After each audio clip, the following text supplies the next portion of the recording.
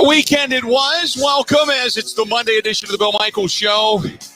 What the hell happened? In Iowa, senior day, Luka Garza giving speeches, all that kind of stuff. But it was the end of that ball game that was just painful. Painful to watch Badgers fall again, and they lose 77-73. A game in which, you know what, they came out and played extremely hard. I give them a lot of credit. And Brad Davison we can get into. It's just, it's getting ridiculous. Getting ridiculous, the eyes that are on Brad Davison. What's happened to him from ESPN and the notation, so to speak, put upon him that officials, specifically, what did I see? The statistic that was Boborowski is the official that basically never allows the Badgers to win. But just what a craptastic finish to the game. And now you kind of wait. You know, the Badgers get into the Big Ten tournament, see if they can do some damage, and then move on from there. But 77-73 is the final. Ultimately, the outcome is what matters. I know that we're going to hear from Greg Gard coming up, but I know that Greg Gard not happy about what happened, not happy that they're specifically targeting his guy. But man, oh man, oh man, just what sometimes you just watch things unfold and you think that it should be determined via the players. Who plays better, not necessarily the continual go to the videotape by the officials. It was just awful. It was just an awful end of that ball game. But nevertheless, like I stated, Badgers lose ultimately, and that's the statistic that matters. So, not happy about it. If you want to get hold of us, 877-867-1670, 877-867-1670. You can follow us over on Twitter at Bill_Michaels. Live streaming today, too, in the Bud Light live stream studios. Live streaming over on Twitter. Live streaming on Facebook. Follow us there. The Bill Michaels Show on Facebook. The Bill Michaels Show. Look for the blue check mark. You can also follow me on YouTube, simply under Bill Michaels. Same thing on Twitch TV. And give me your thoughts about the Badgers limping into the end of the season, limping into the Big Ten tournament. For as much as you want to look at this team and say, you know what, they haven't won, and I agree with that, at least they showed some resilience. You know? At least they showed some resilience. But it just, you know, Iowa's won 7 of their last 8 games. They're going to be the 3rd seed in the Big Ten tournament next week in Indy. This week in Indy, I should say. And the Badgers, they've lost 5 of 6. They're locked in as the 6th seed. So, the call just pissed off Greg Gard to know, and that's what everybody's talking about. Steve's talking about it. How can Brad Davison be the target of a now Brad Davison rule? I know that Greg Gard said it's a joke. I completely agree with that. Badgers got hosed. I don't really blame a lot of things on the officials because I always say, look, if you're going to lose a game via an official's call, you should have played better. That way that call doesn't matter. But they got hosed. They got hosed. No doubt about it. They got hosed over the weekend. Saw the Brewers' offense explode. Corbin Burns had a solid outing. Got Woody on the hill today, coming up against the Angels later on. Got that happening. You still got a lot of talk about the Packers. We're going to get into that. As you know what? It's interesting because Matt LaFleur spoke today. We're going to hear from him, or at least hear some of the comments and discuss, because he said something that we've all known. I said it the minute it happened. I said it. So we're going to hear from him a little bit later on today. But a lot of stuff to discuss. So give me your thoughts as the Badgers limp into the postseason. They played hard. Oh, I didn't even mention Giannis winning the MVP in the NBA All-Star game. Did you pay attention to that? Did you pay attention to that at all? To the NBA All-Star game? Giannis getting sitting there doing the NBA All-Star Game post-game presser, holding up the MVP trophy, which I thought was it was kind of fun. It was cool to watch. But again, I can't get too excited and hyped about it now because I've said all along that the All-Star Game, while it's a nice little show for the NBA, it's not something that is destinational viewing for me. I'd rather just get back to basketball. Take about 5 days off, rest, relax, and go from there. Go from there. Congratulations, by the way, to all the high school teams that got down to the finals, participated, won it, because I can go through the whole list, but it was a heck of a weekend as well when it came to high school hoops. A lot of fun, a lot of pride, too. It was really interesting watching Twitter and watching Facebook over the weekend. I got out and about and did the fish fry on Friday, went to Stoley's Hog Alley. And look, a lot of people look at that as a biker bar, and for the most part it is. It's got the Harley-Davidson colors and such, but I mean, there was families and everything in there, and the place was packed. But you talk about a good old-fashioned fish fry. Man, had the potato, the hot German potato salad, the potato pancake, the applesauce, all the fixings along with it. Oh, it was good stuff.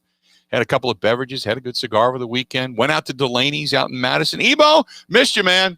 I know you did not make the trip. You had your supper club thing on Friday, but missed you on Saturday, man. Well, Bill, I had my supper club thing on Friday. It was beautiful down in Beloit there. But then my buddy got engaged, Bill. I had to go celebrate with him on Saturday. I heard that. So congratulations to your buddy. What's his name? We'll call him Palizzi. That's his name. Yeah, Palizzi. Good Italian guy. Good Italian. Yeah, I was going to say Palizzi. That's not a normal Italian name. That doesn't end. It still ends in a vowel. But usually it's in an O. Paluzzo, I could see that. But Palizzi, I'm not familiar with a Palizzi. Well, he rocks with the Sicilian, the Palizzi. Okay, there you go. But so anyway, good weekend. You've been to Delaney's, right? Yes, indeed. Oh, that was good stuff. Although I did not do the steak. People always say you got to go to a steakhouse and do the steak. I didn't do the steak. I did the chicken and the shrimp. Oh, my Reason goodness. to come back, Bill. Reason to come back. I know. I've got a second visit in my future. There's no doubt.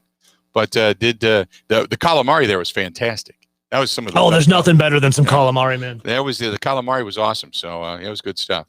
So do you got Gardo's little speech after the ball game talking about the Davison rule? Yeah, I do. I can dig it up real quick for you. Let's do this. Let me know when you got it ready because it was interesting. I watched that game and then I was mesmerized by it because I'm rooting for the Badgers. I want the Badgers to get a win. I want to see them kind of put the train back on the track, if you will, and get a little momentum going into the postseason. And in a weird way, maybe something like this can wake up a team that played their asses off, but it was handed to them to Iowa basically by the officials. This was Greg Gard after the game talking about Brad Davison.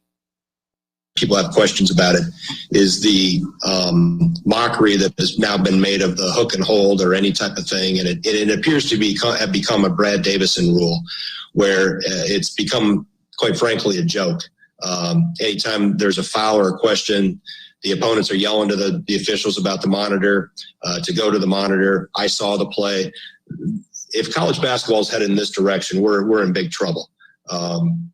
It sickens me that we have games decided like this, and this is where it's at. That rule was not put in place for that. That was for safety of players. That was for post play. Those type of things happen on every single possession of the game, specifically in the post. So I think it's really turned into a joke. I feel bad for Brad Davison. The kid's a great kid, plays his ass off. But he continues to get screwed by this and how the officials and the league and opponents have continued to just call that out and put a spotlight on that and deaden the ball. And it's become sickening, really.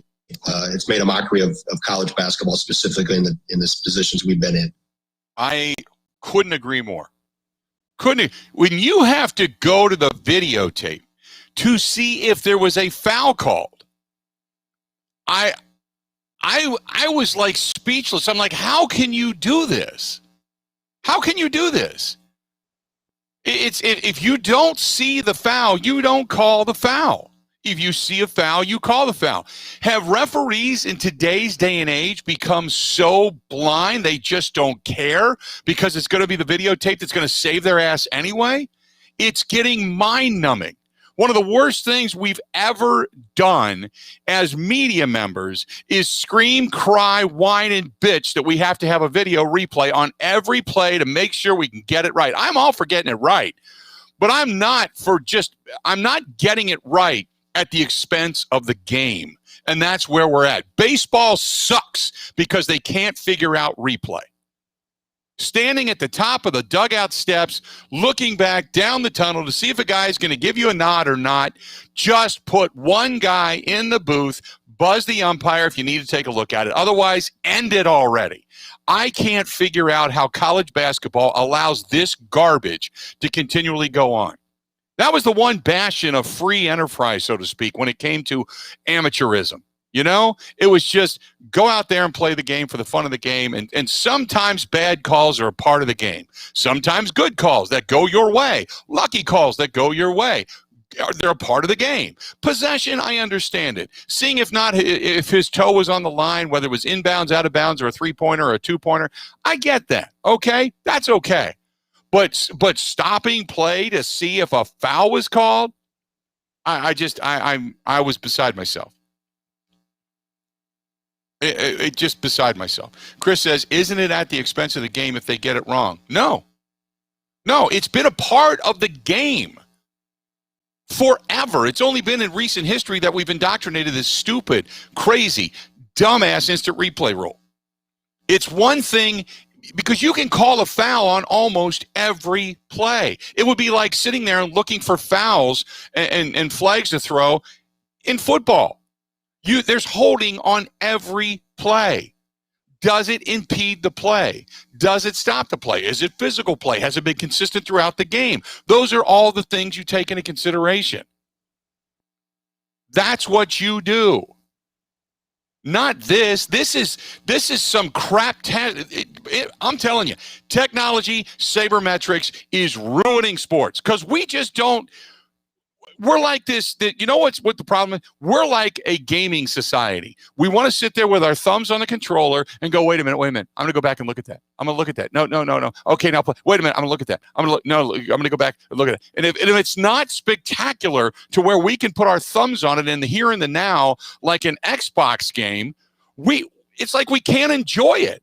You can't just let sports happen in front of you anymore. It comes with the fallibility of being a human being. Like I said, if it's a three-pointer or a two-pointer, you need to take a look at it, go for it.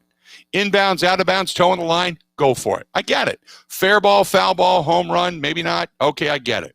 Safe or out at the base, okay, I get it. You know, but give it to one person to look at. This thing of pointing and I want to take a look at this. Look at this after the fact. This is what you're going to call this. It sucks. And you know who pays the price? The fan. And then they go, well, I can't figure out why ratings are down. Really? Really? Your own family's probably not watching some of these games. Your own family is probably sitting there going, Dad, what do you do? I'm the commissioner, son. Good. Dad, why are they stopping the game? Why are they playing so many commercials? Why can't you sell beer at stadiums, but it's sponsored by Bud Light? Why can't you do it? Why? I'm going to go outside and play. Or better yet, I'm going to go out and play Xbox and actually complete an entire game on Xbox faster than you can complete one in real life. Talk to you later, Dad. Because I can actually control things, and it's just mind-numbing. You know? Just mind-numbing. I think it stinks. Anyway, if you agree, disagree, because I'm in full rant today, man. I just thought over the weekend about I was watching a lot of this stuff, and it's just mind-numbing. I don't know. Maybe I'm just on a soapbox all by myself. Who knows? 877-867-1670. Badgers got hosed. They're the 6th seed in the tournament. Oh, well, we'll see what happens. Hit us up on Twitter at Bill_Michaels, at Bill_Michaels. Follow the live stream. The Bud Light live stream goes each and every day during the broadcast. You can actually watch a little bit of the show. No, Stephen, I have not yet changed the office around, but the redecoration and the reconstruction, I guess, it begins tonight. It'll begin a little bit later on tonight. So we'll start changing things over. But yes, you are correct. It was going to happen. Didn't happen over the weekend, but it's going to continue to happen. So I don't know if it's going to be a one-day process either. It's going to be a little while. Paint has to go up. Things have to come off the wall. Things have to be mounted on walls. Shelves and such have to be put in. Sounding has to be putting in. There's a lot. There's a lot to this, man. It can't happen in a day. Even God had 6 days. Come on. Let's do this. We'll take a quick break. We'll come back. More of the Bill Michaels Show is next. Covering Wisconsin sports like a blanket. This is the Bill Michaels Show on the Wisconsin Sports Zone Radio Network.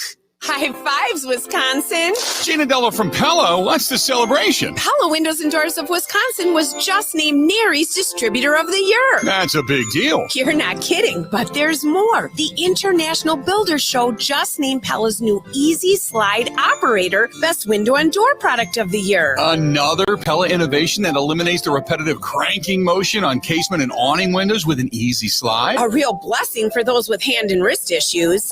Why crank your windows when you can easy slide, right? But there's still more. Oh, you mean based on the 2019 Consumer Survey on leading national brands that Pella is rated #1 for highest value, highest quality. Yes, but there's still more. Now get 5 years, no interest, plus 5 months, no first payment. Pella now, pay later. High fives all around. But only through March 31st. Set your free consultation today at PellaWI.com/radio or 855-PELLA-WI.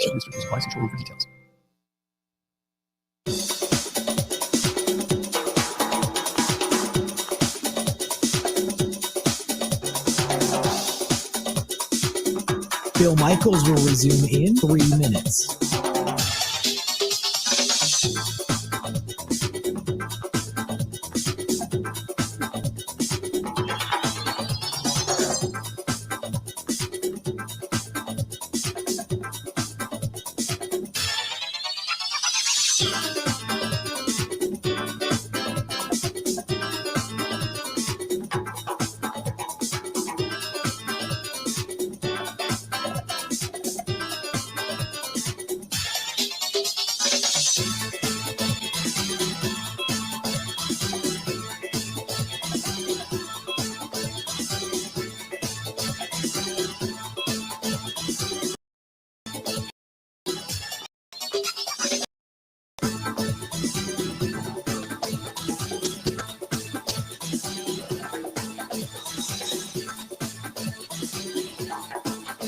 Bill Michaels will resume in 2 minutes.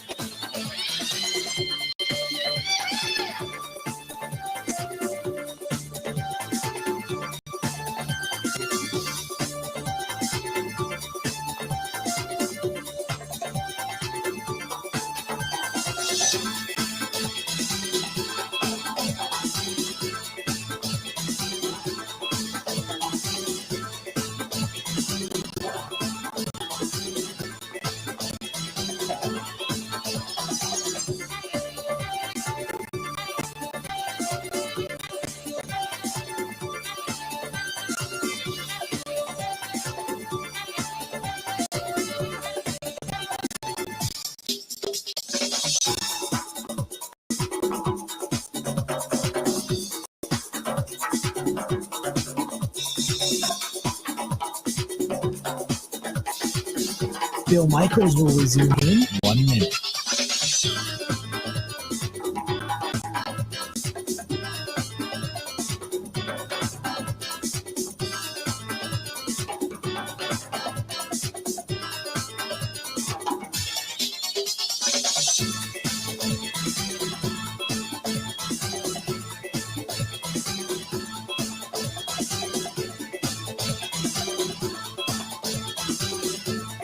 Bill Michaels will resume in 30 seconds.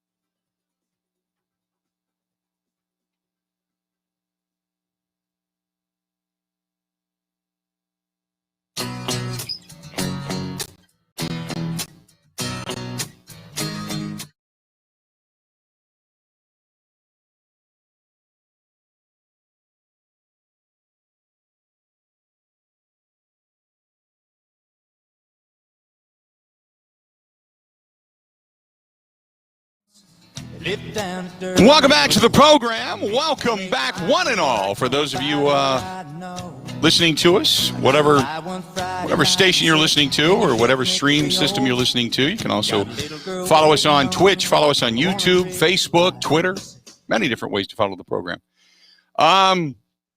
Badgers get hosed over the weekend. I don't know if you saw this. Breaking news today, the CDC came out with their new guidelines for people that are vaccinated. So in other words, you can gather in homes.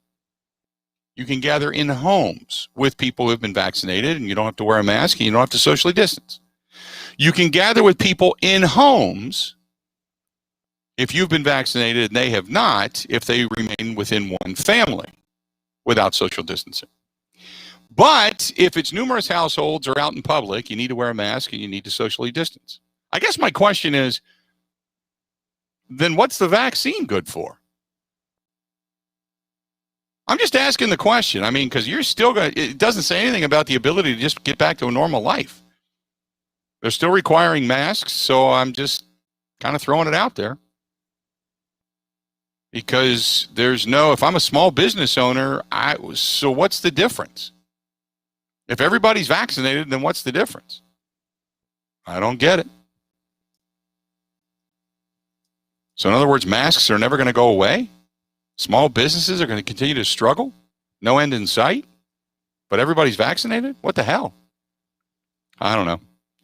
Smarter people than yours truly are all in charge of this stuff. I just go along for the ride. I get frustrated, but I go along for the ride. Badgers fall 77-73 to Iowa yesterday. And not a great day. Ugly end, ugly finish. Just disappointing. Disappointing. Now you got to wait. Then Thursday it gets underway. That'll be the next time the Badgers play. So we just wait for whom the Badgers will be playing. That's coming up on Thursday night, 8:00, as the Big Ten tournament will culminate, or not culminate, but get underway on Wednesday. So there you go. This was from Jacob. Jacob says, Badgers aren't going anywhere. I still say they are NIT bound. You going to win in the tournament? I don't think so. I don't think so. I don't know. Hey, Bill, were you watching the Badgers ice hockey teams win the Big Ten regular season championship, the WCHA championship, proving that UW-Madison is a hockey school? They've always been a hockey school. Come on, man. They've always been a hockey school.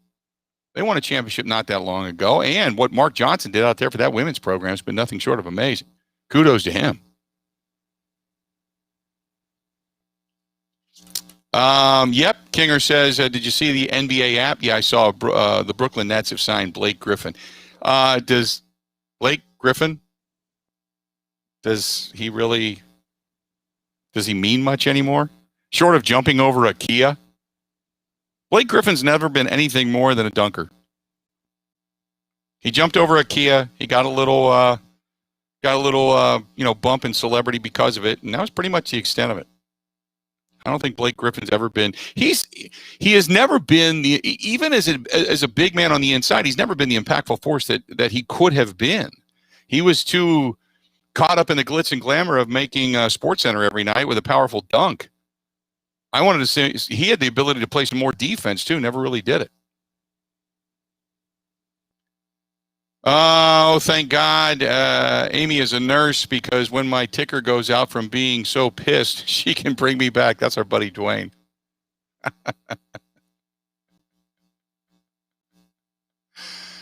Oh, there you go.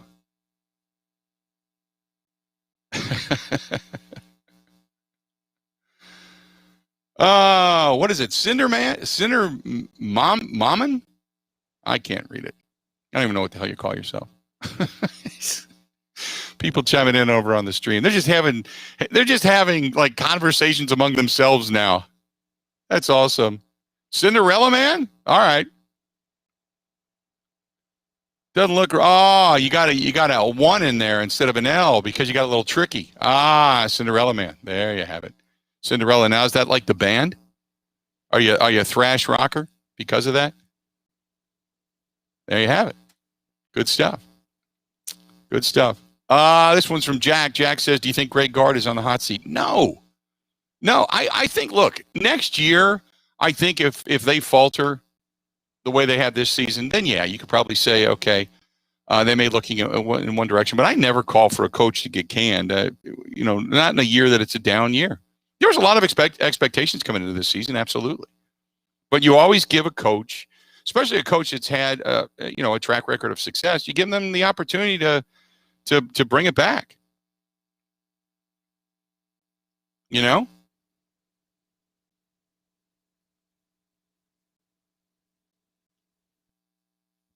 I get it.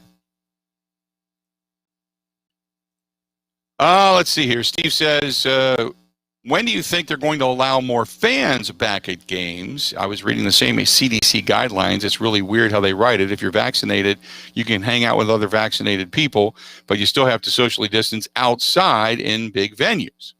I have no idea. Like I said, this is all for people that are at a higher pay grade than what I'm at. My common sense is different from everybody else's common sense, so it is what it is. I'm sorry. It just is. Silenced says, I believe the Badgers are going to be an NIT team. They just can't seem to win when it means the most. They at least have to pull one of these games out. They just can't do it. They don't have enough shooting. It's back to the drawing board next year. Ben says, enjoyed me some Badger basketball over the weekend, but how about those Brewers with a 12-run explosion? What about Corbin Burns? Corbin Burns had a nice outing. And again, I enjoy spring training baseball, but for being there for so many years, there's a method to the madness for many. Spring training is about pitchers getting their control, hitters just seeing live pitches, and then getting ready for the regular season. I mean, I've seen teams that have won damn near everything in spring training and come out and just flopped. Pittsburgh did it, 3, 4, 5 years ago, where they just were really playing good baseball, and they got into the regular season. They were terrible. I've seen the Brewers play extremely well and then come out and start off really, really slow, because it just changes once you come north. Once you get ready for the regular season, it just does. So I don't put a lot of stock into spring training other than when pitchers really start to pitch well after about their second or third outing. We're 2 weeks away, something like that, from the regular season, 2.5. Yeah, we're just about 3 weeks. 3 weeks and 2 days from the regular season getting underway. So, you know what? Next week, maybe the week after, when guys start having outings and you start looking at guys the way they're throwing, if they go 3 innings, give up a base hit, 6 strikeouts, 4 strikeouts, something like that, and they've got really good control, they keep the amount of pitches down, that's when I start going, okay, this guy looks like he's got something. Because at that point in time, you're starting to play a few more of your regulars. The minor league system is starting to, kind of break off a little bit. So the minor leaguers are out of camp. So that's when you start looking at it. Like, if I were going to be going to spring training this year, I'd be leaving on Friday, because I always try to go that mid portion of March. Usually when St. Patrick's Day is around is usually when I'm in spring training. So I would be leaving on Friday or Saturday of this week normally, and I would be out there doing the broadcast. This year would have been the 15th through the 19th. So I would have been out there, because you go out there and you see all the big leaguers in camp, and then you get kind of a gauge as to who's throwing well, what the storylines are, what you're looking for, and then you come back, you get a week under your belt before you get to opening day. That's kind of when I really start. That's the reason I go when I go, because there's a lot of guys that like to get there early so you can see all the minor leaguers. And that's great if you really want to pay attention to the minor league system and who's down there. But usually you can just read about that, or you can, read some of the newspapers in some of the minor league affiliate areas as to who's playing well and keep up. But at this point in time, you want to see who's starting to trend in the right direction when it comes to guys getting ready for the regular season. So, just an FYI. 877-867-1670, 877-867-1670. Stay tuned. More of the Bill Michaels Show coming up next. Ready. This is the Bill Michaels Show on the Wisconsin Sports Zone Radio Network.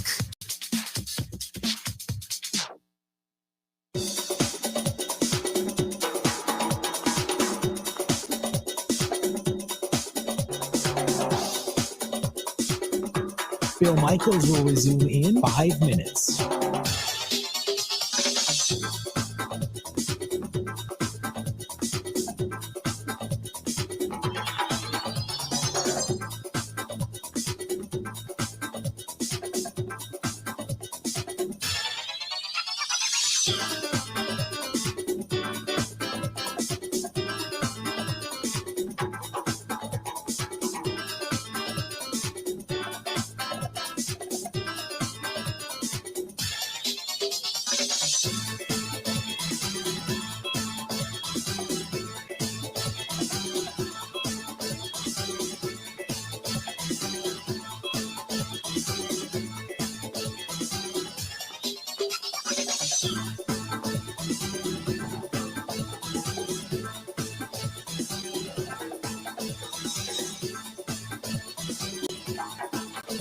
Bill Michaels will resume in 4 minutes.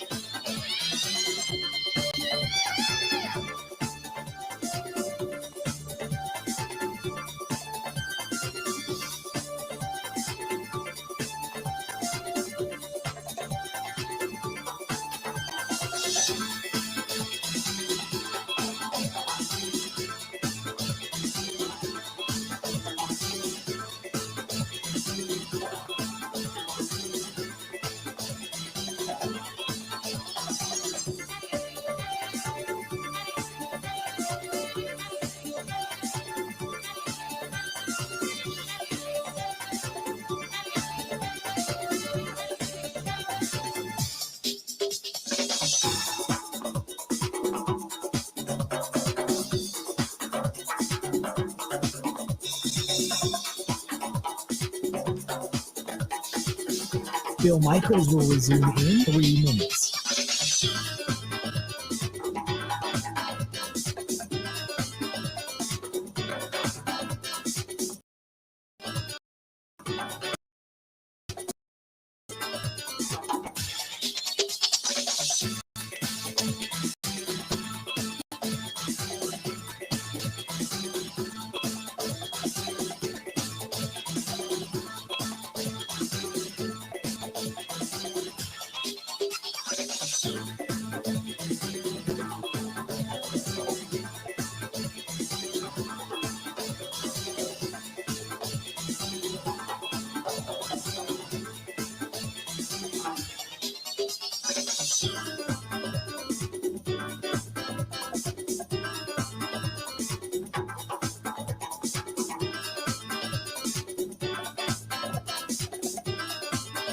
Bill Michaels will resume in 2 minutes.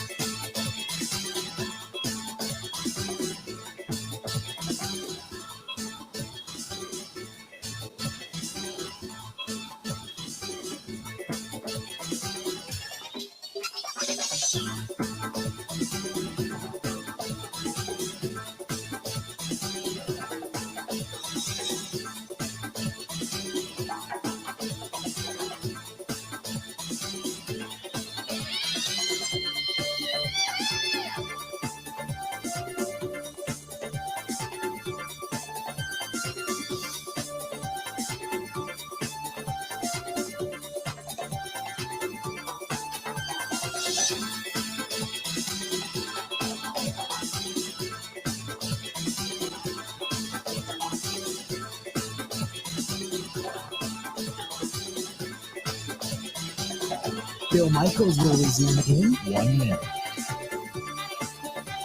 Give me back my son!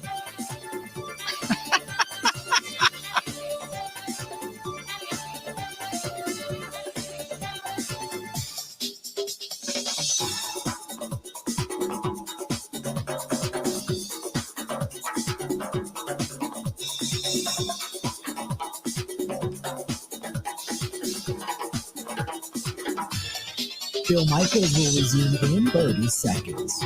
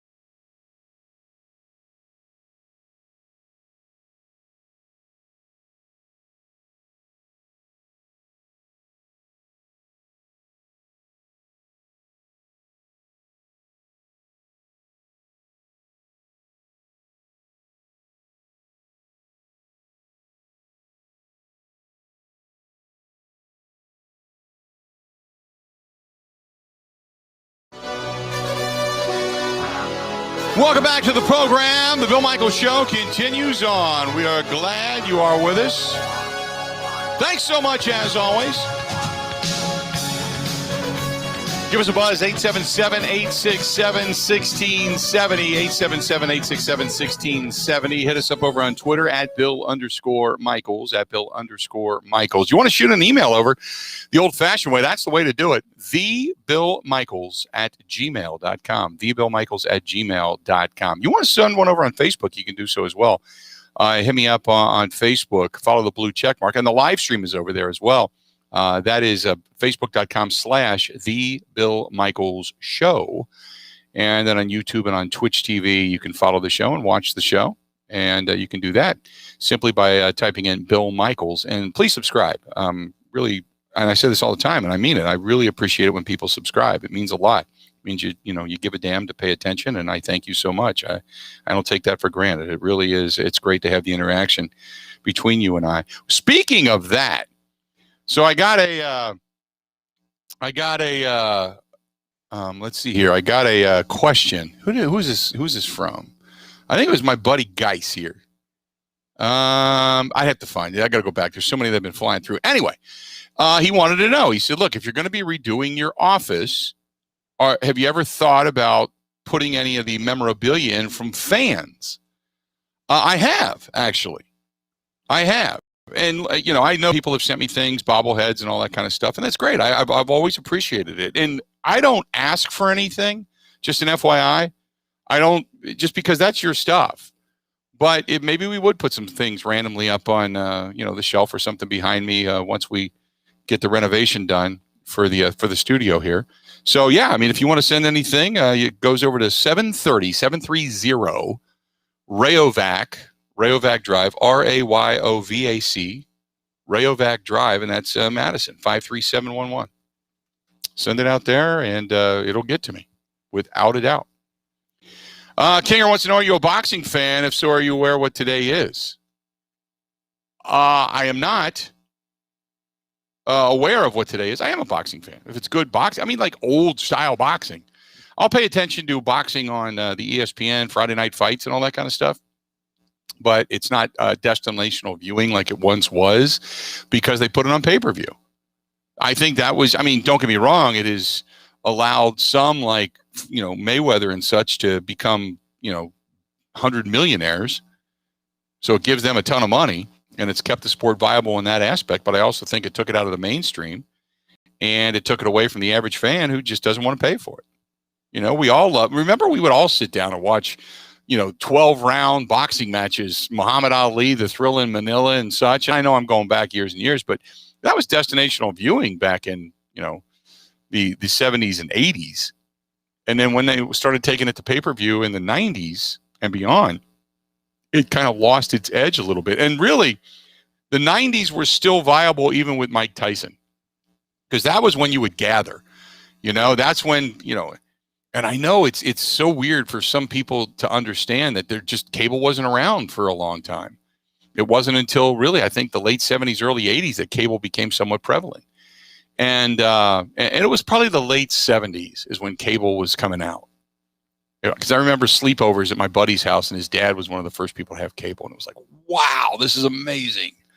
I remember watching, the first movie I ever watched on cable was the original Alien. I think it was Sigourney Weaver. When the thing came running out of that guy's gut and running down the table at the conference table. Ugh, freaked me out. Anyway, there you go. The 50th anniversary of Ali Frazier today. Thank you, Kinger. You're the man. I figured it was something historical in that sense. But no, I love boxing. But I just think the downfall of boxing was when they finally took it all pay-per-view, and that was the beginning of the end.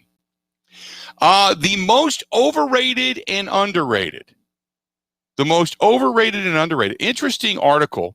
Do you think that okay, Dak Prescott, I have said for a long time, I think he's a good quarterback. He's not a great quarterback. He's 28 years old, and he is demanding almost $40+ million a year.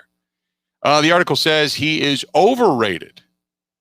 Landscape isn't flush with overrated quarterbacks this offseason, and Prescott might not even hit the open market as the Cowboys could franchise tag him. By the way, the franchise tag destination tomorrow.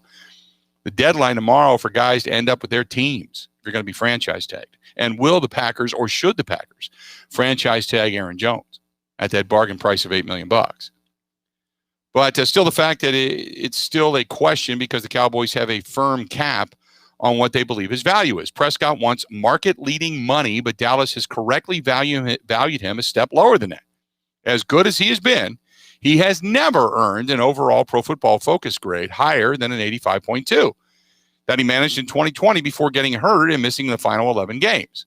The best quarterbacks in the league regularly top 90 and have done so far with less help from their supporting cast. He's a good player, but he'll be overrated on the market if he values him as one of the highest paid quarterbacks in the game. The most overrated running back, Aaron Jones. How about that? Now, that to me seems a little shocking. An excellent running back, but his recent history shows that giving big money deals to backs after the rookie contract is rarely a good idea. Derrick Henry is the only one in recent memory who has justified the money thrown his way. And he is a rare physical specimen. Jones has earned an overall Pro Football Focus grade at least 75 in every season in his NFL career. He has been even better as a pure ball carrier. Still, he has yet to threaten the elite grades of 90+, and the Packers have been able to spell him with little to no drop-off in production behind one of the league's best offensive lines. Jones is an outstanding. Now, they say one of the best offensive lines, not one of the best offensive lines when it comes to run blocking. Pass blocking, the best. Hands down, nobody's going to challenge him. But run blocking, come on. There's not road graders over there. Don't give me that. Jones is an outstanding player, but the kind of production he is capable of can be had for less money, potentially saving a team from the pitfall of a contract that they would rather take back in a year or two. The most underrated, going to make Badger fans happy. The most underrated running back on the market, James White, 29 years old. Good running back for a modern NFL team. He might not have the kind of skill set to handle every down role, but he can be an elite playmaker in a far more limited capacity and form part of an outstanding backfield committee. White has earned 3 straight receiving grades north of 80 and has broken that barrier in 4 of the past 5 seasons. One of the best receiving backs in the league. He has dropped just 2 passes in each of his past couple of seasons, despite being targeted 152 times. He will likely have a bargain price tag in free agency, but he could excel in the right offense with the right opportunity. So for those of you that have been screaming for James White, now again, that's why I said he's not the same guy as Aaron Jones that can be used every down. But if you can get him for a lot less money, I would do it. Yes, I would do it. Wide receiver, the most overrated is Will Fuller with the Texans. Speed skills, yes. And even if a receiver with pace doesn't personally reap the benefit of that threat, the effect he has on the offense around him is obvious. This has been the logic with Fuller during his time in Houston, despite 5 straight seasons of failing to crack the 1,000 receiving yards or double-digit touchdowns. The most underrated, Nelson Aguilar from the Raiders. He had a strange NFL career, but hits free agency at just 27 years old, coming off one of the best seasons of his career. He became that deep threat in the Raiders offense that Henry Ruggs III was supposed to be, with only Tyreek Hill catching more touchdown passes on deep targets. So there you go. Tight end, most overrated, Gerald Everett, not interested. Don't really need the tight end position. Overrated, offensive line, Joe Tunney. Most underrated, Darrell Williams. Edge defender, most overrated, Bud Dupree. Most underrated, Carl Lawson from the Bengals, entering his season at 26 years old. Doesn't have huge sack totals, but he's just got one double-digit sack season in his career. But he has been consistently superior when it comes to the pass rush. That might be a guy you could even go after. Interior line, most overrated, most underrated, Shelby Harris. Linebacker, most overrated, Matt Milano, coming out of the Bills organization. Most underrated, Denzel Perryman off the Chargers. Most overrated cornerback, Shaquille Griffin. Most underrated, Jason Verrett. 30 years old. Been one of the most injury-plagued players in football for years, but he finally got healthy this past season. He kept it rolling the dice, and finally had a good season. But then again, how many times do you see guys like that that are constantly injured, end up having a great season their contract year, and then, oh, by the way, there you have it. So there you go. That's your most overrated and underrated at maybe positions of need for the Green Bay Packers. More of the Bill Michaels Show coming up next. This is the Bill Michaels Show on the Wisconsin Sports Zone Radio Network.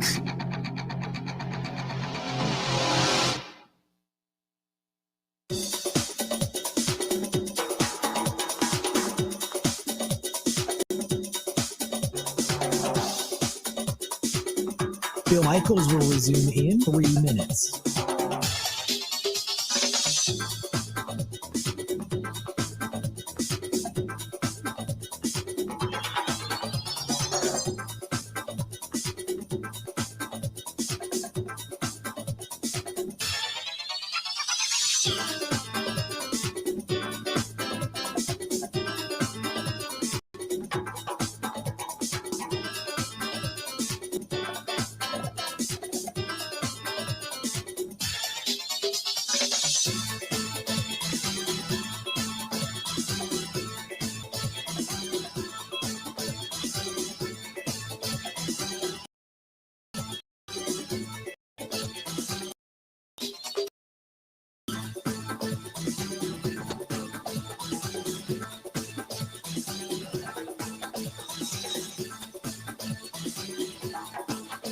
Bill Michaels will resume in 2 minutes.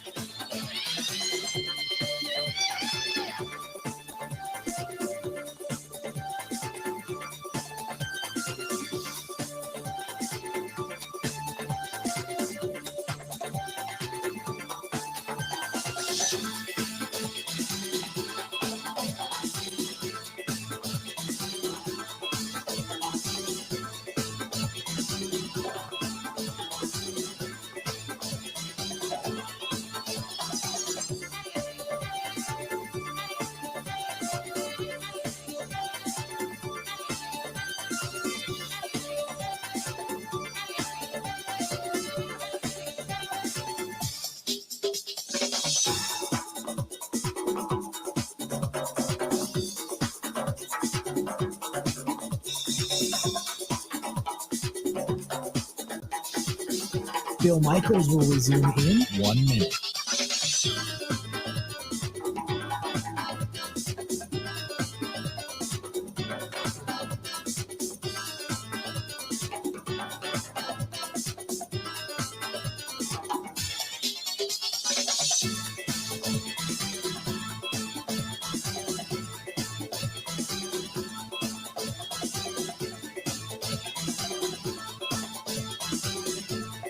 Bill Michaels will resume in 30 seconds.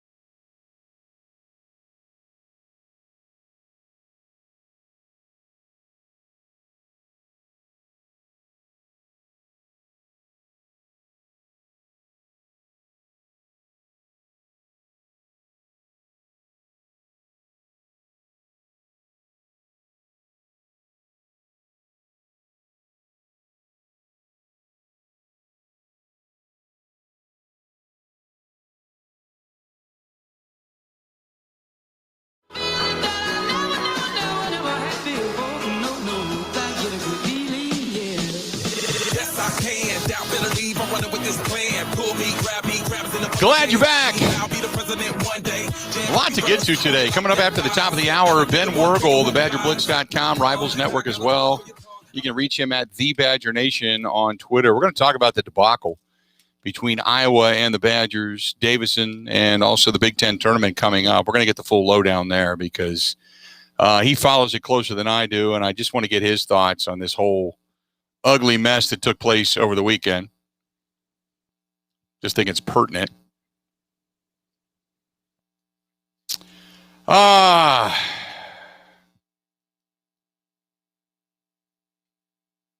of frustrating, I guess, is the best way to put it. Anthony says, hey, guys, love the program. I think Dak Prescott sucks, and the only reason he had a good season this past year is because his defense was so bad. Mike McCarthy insists on throwing the football. Thoughts? I don't think he sucks. I think he's above average, but I don't think he's not elite. He wants to be paid like he's the best quarterback in the league, and he's not elite. I'm sorry. I wouldn't do it either. But you have to look at your situation and say, okay, first of all, should Dak Prescott earn more than 15% of your team's total salary? Hell no. He can go be good with another team and find out real quick that he's not great. He's not. Maybe he develops greatness, but he hasn't shown me anything that's going to say, boy, you can't live without Dak Prescott. You know? And part of the problem is, in today's day and age when it's a quarterback-driven league, the Cowboys are in what I call the Michael Redd situation. Remember, the Bucks signed Michael Redd to the long-term contract. They maxed him out. And we all thought, that's crazy. He's not a max guy. But he was the only three-point shooter that was consistent enough on the market at the time where you said, well, he's the best of the bad lot. I got to take him and pay him that kind of money. So they did. And then after that, all we did was roll around going, the pain. It was like we were in the fetal position. We had bad gas, just going, God, it's terrible. It's just we can't get out of this contract. Nobody wanted him because of the contract. That's what the Cowboys are looking at. It's like you're taking the best of a bad lot, but it's not the best of the best. And there's a difference. So I don't think Dak Prescott sucks. I think he's a good quarterback. I don't think he's a great quarterback. And great to me is elite. He's not elite. At least not as of right now. And at age 28, he's had time to develop into elite. Mike says, how much stock can you put in that report when they called Aaron Jones overrated? You yourself say that he runs behind a good pass blocking line, not a run blocking line, and he does everything. I didn't think that Aaron Jones, I would take a little bit of umbrage with. I don't think Aaron Jones is overrated. I think what they look at is Aaron Jones' size. I look at the first few years of his career being banged up. I think they question his physicality. But when it comes to being overrated, no, I wouldn't say that. Now, again, I'm not paying him $16 million a year. I'm not paying him $15 million a year. If I'm a team that has money, he's a $10 to $12 million a year guy. That's what he's earned. But I'm not going to become so strapped by the contract, and I don't want to go long term. I'm not going over 3 or 4 years. I don't want to be strapped by the contract because in 3 years, 4 years, actually, he'll be 30. I think he's 26 now, but he'll be 30. And I'm not paying more than 4 years, 3 years for an undersized running back. Now, the good news is that in his career, because the first couple of years of his career, they didn't use him a lot and he was banged up. He didn't take a lot of hits. He still got, and it's when he changed his body 2 years ago that he became more physical as a runner. And he also had successful seasons without getting debilitating injuries. So maybe there's some there. I will pay him for the optimism, but I don't think I'm going to give him $14, $15, $16 million a year. I'm not. But for the weapon that he was, you might want to go in 8. Now, for those that say bring in James White, I always say, what is he bringing to the table? He's not an every down back, and he's not. So if I can get James White for a drastically lower price and bring him in as a good pass catcher out of the backfield, yeah, I'll do that. I would do that. But I'm not. In this, he's a good running back. But in this state, it's like it doesn't matter the cost. We got to go get a former Badger. No, you got to be smart about it. But he's on the market. He would be good in that offense in the sense of catching passes. He's not an every down running back. But then again, you got A.J. Dillon for that too. He is a good 1 or 1A or 1B in a 1-2 punch. That's the direction I would go. But I'm not grabbing him just because he's the former Badger. But if he's there and it's reasonable, yes, I would do it. I would do it. Mark says, hey, Bill, I heard you talk about Nelson Aguilar. Would you bring him into this team if they could pick him up on the open market? Yes, I would. But I think he's also going to get some good money. I don't think they're going to have that kind of money to spend. Look, you're going to spend, offensively speaking, maybe on a running back. But and maybe, nobody's going to match the restricted free agent market for a guy like Tunyon. So you bring Tunyon back. But if I'm going to spend money this year, I'm spending it on the offensive line and trying to keep around some depth, some veteran depth, and I'm going to go find myself a corner. And if you're going to keep Preston Smith, that changes things, because if you were going to cut him, it was going to save you about $8 million. If you're not going to cut him, then what are you going to do? You're going to renegotiate that contract and try to save a little bit of money? Maybe you're going to do it to Zadarius Smith. Otherwise, I don't know what you're going to do. Because the Packers are still, $11, $12 million over the cap sitting right now. Coming up after the top of the hour, what the hell happened in Iowa? We'll get into that whole discussion. Ben Wargle, BadgerBlitz.com, Rivals Network. Read his stuff over there. You can find him on Twitter, @TheBadgerNation, @TheBadgerNation. We're gonna talk with him. We're 2 minutes away from that. Stay tuned. More of the Bill Michaels Show next.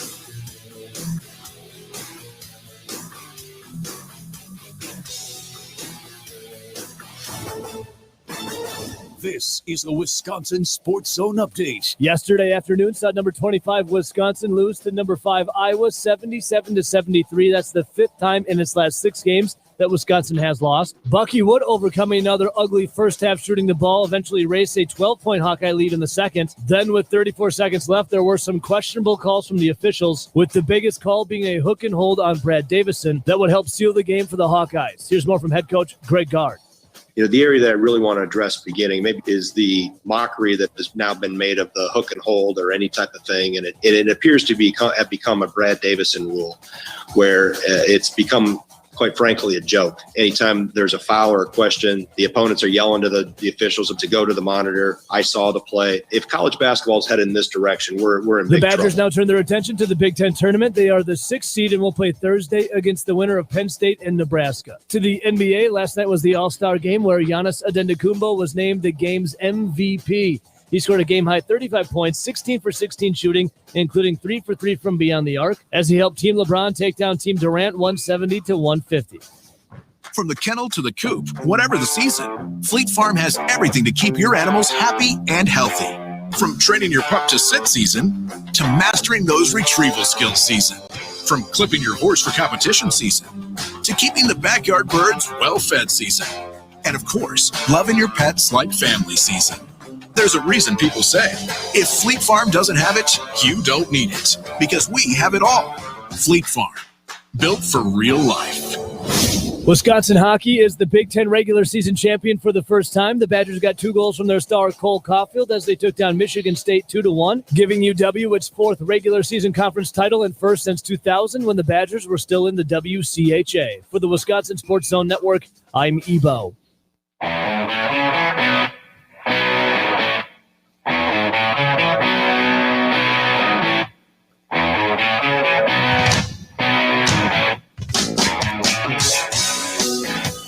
Welcome back. Hour number 2 of the Bill Michaels Show, and thanks for hanging out.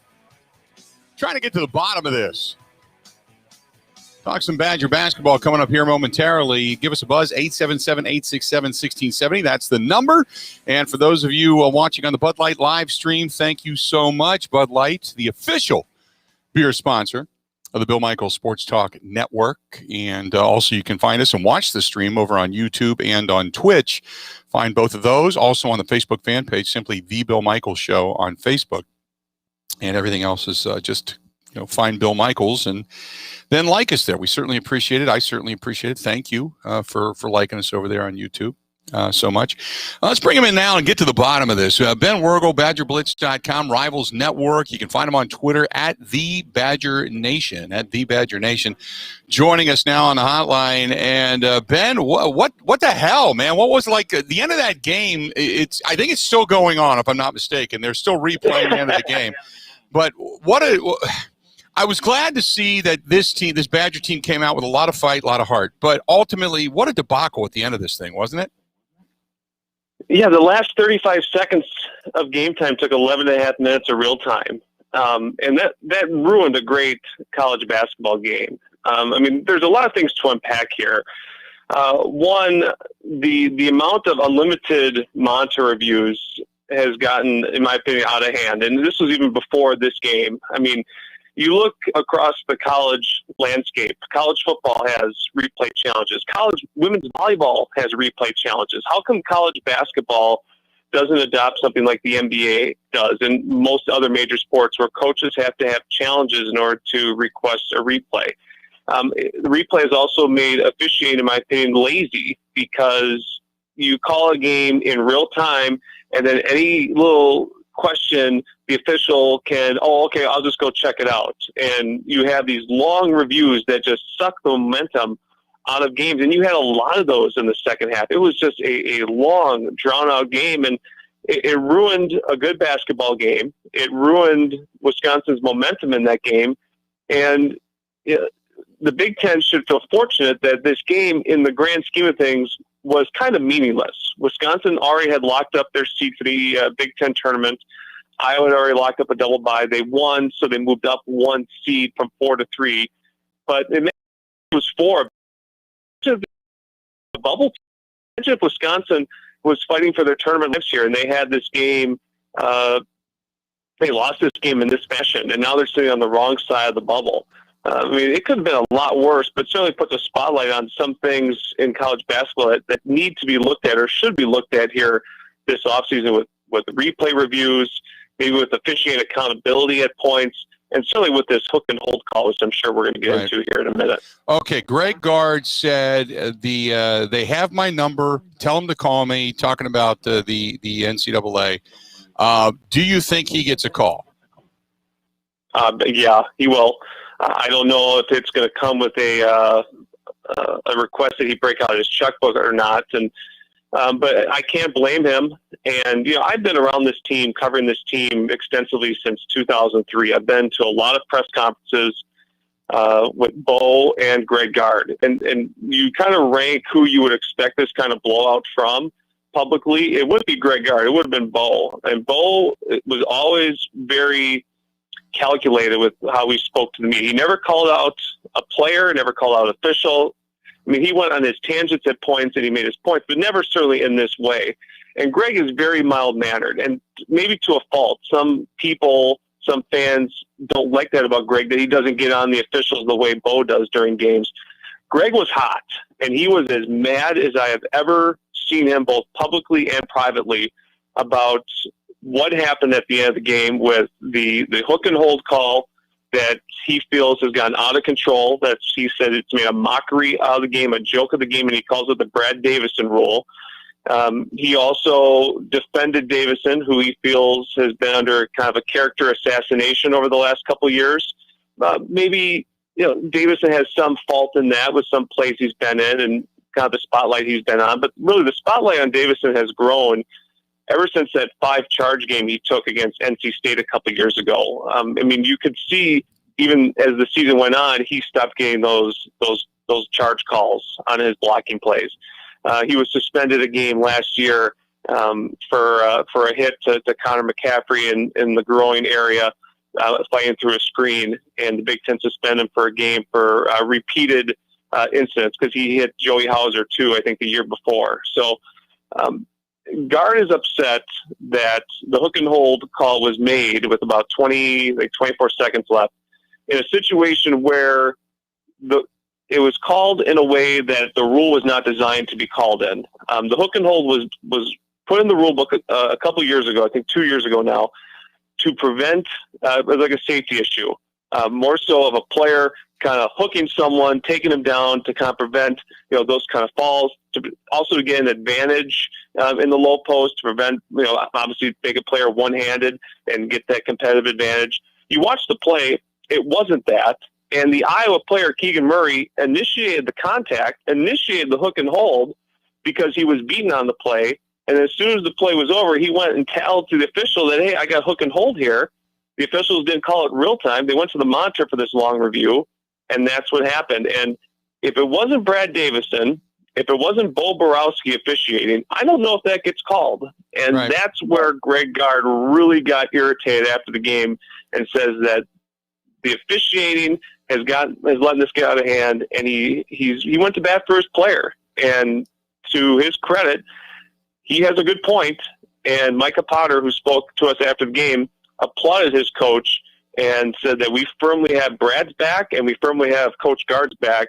And he basically said that what is happening to Davison and in this situation just hasn't been right for Wisconsin here over the last couple weeks. Yeah, I would completely agree. And so, because people are obviously mad about the loss, and I understand that. But my other aspect of this is this one of these rallying points? Can this be a rallying point for Greg Gard and his team? The fact that they did get kind of hosed in this game, and they did get hosed by Bo Borowski. And does anything happen to Bo Borowski for all of this? You know what I mean?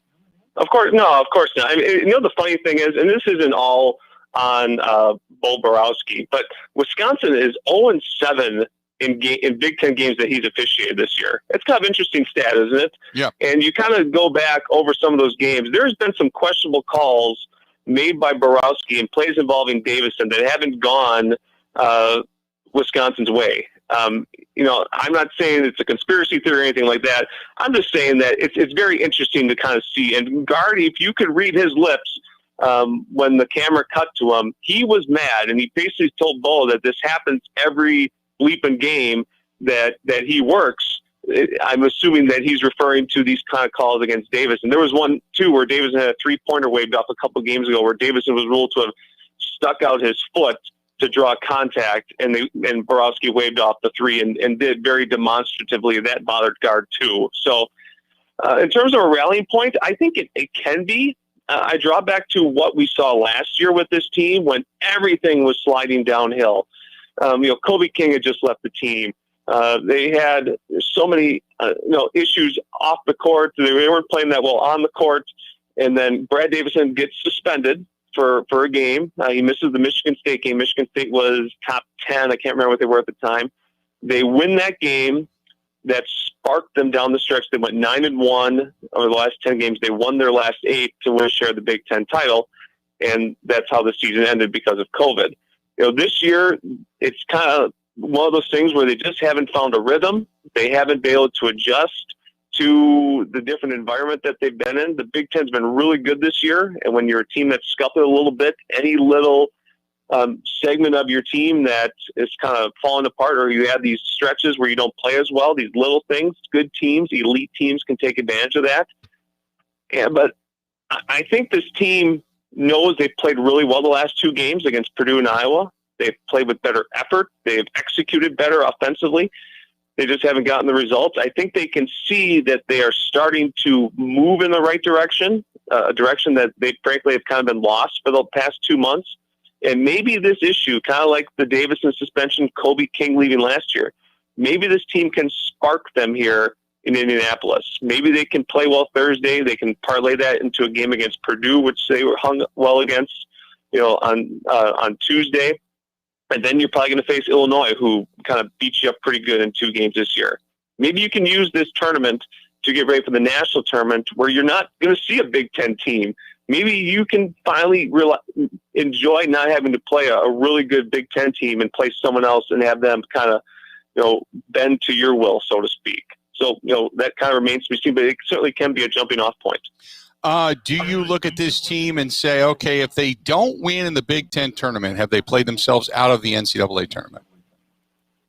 No. I think that, certainly in a normal year, if you're sitting at 16-11 and 10-10 in the league in your conference, you kind of scratch your head a little bit, like, man, this could be a Wisconsin needs to win 1, maybe 2 for an at-large, but their profile is still pretty good, even though they did not beat any team above them in the Big Ten standings. I think that of the top 5 teams, they were 0-8 against.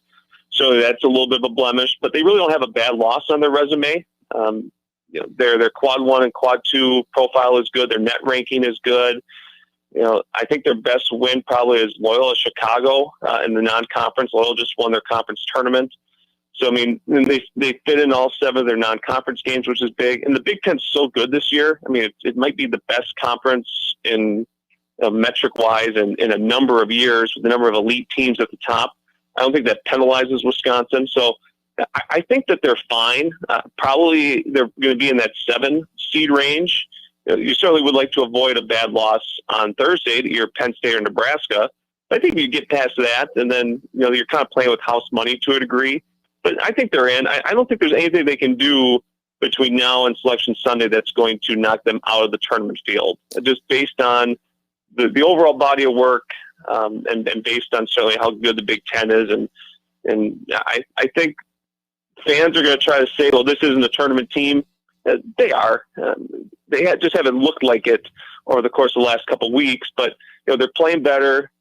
They have a winning record. They went 10-10 in a really tough league. That's enough to get them into the field this year. So give me your thoughts on the Big Ten tournament as to who with the top being, it's not that it's top heavy, it's that between Michigan, Illinois, does anybody surprise you, or is it Michigan's tournament to lose?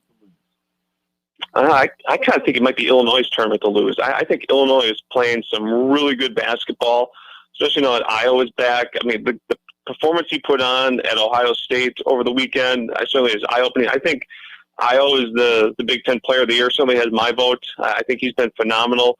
Michigan's been really good too, but Illinois just kind of whooped up on Michigan here not too long ago. I think Illinois, just with the combination they have of Io and Kofi Cockburn, just is a really, really talented team. And I wouldn't look past Iowa knocking off Michigan either. Kind of the spot that Michigan is in. They've been playing well, but they've had some bad losses here as of late, some kind of funky losses. So I think it's going to be a wild tournament. I would expect the top 4 seeds to all advance. That'd be not Wisconsin, Michigan, Illinois, Purdue, and Iowa. And I think that's going to be a phenomenal semifinals on Saturday.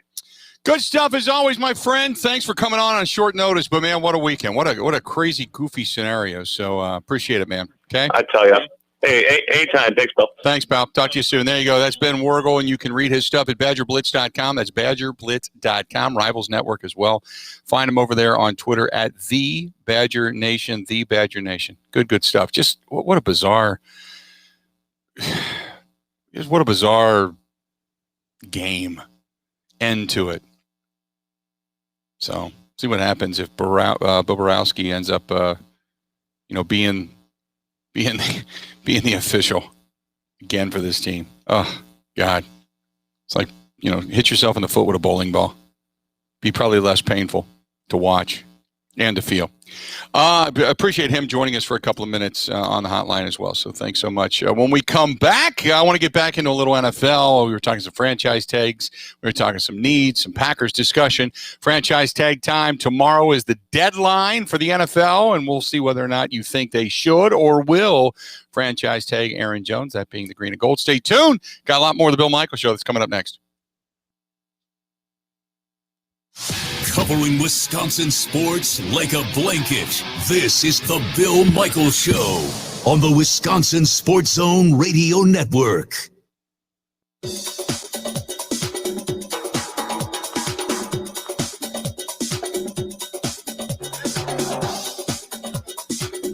Bill Michaels will resume in 3 minutes.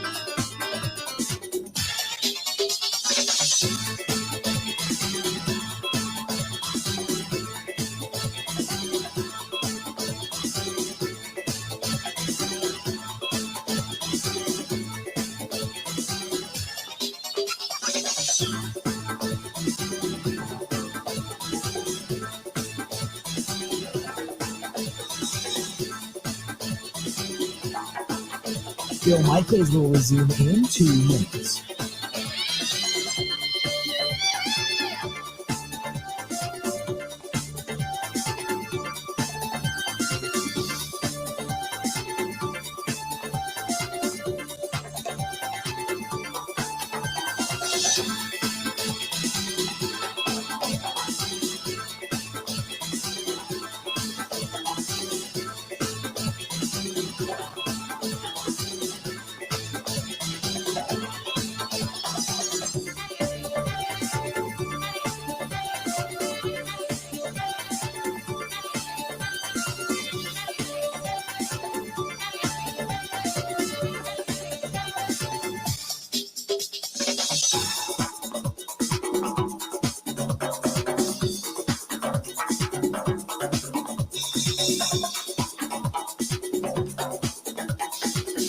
Bill Michaels will resume in 1 minute.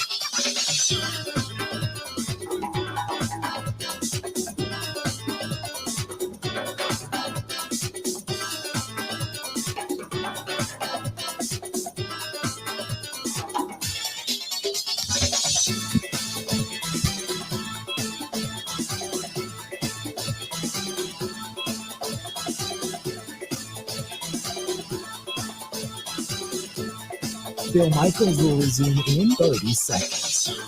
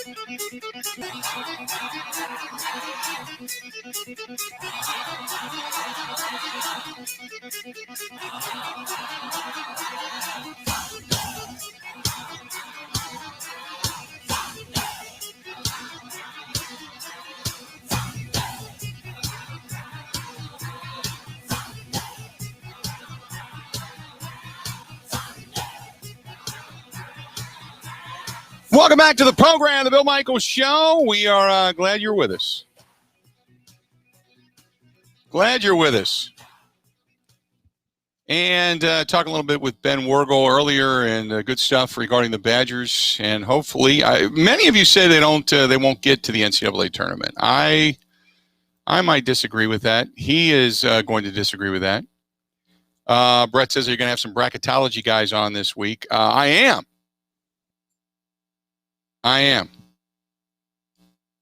Going to talk some bracketology coming up here later in the week.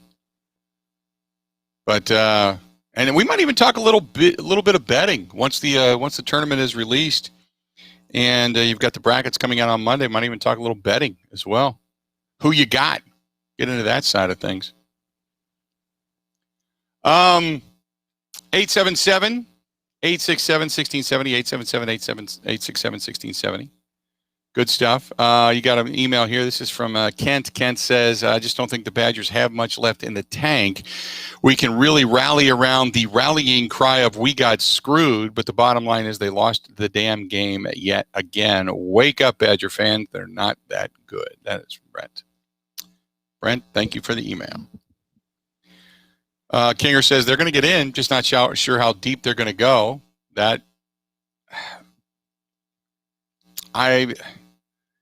Do they get a win? Do they get a win in the NCAA tournament? Now, this could be where they go on the run. Something galvanizes them. They go on the run. It's so, on one hand, it's easy to bet against them because their record is what it is, right? On the other hand, something says maybe they got something in them, you know? Maybe they got something in them. Maybe they've got that maybe this was the turnaround. You got screwed. Maybe that's your turnaround. See what happens. Maybe you get a couple of wins in the Big Ten tournament. That puts you back on track, right?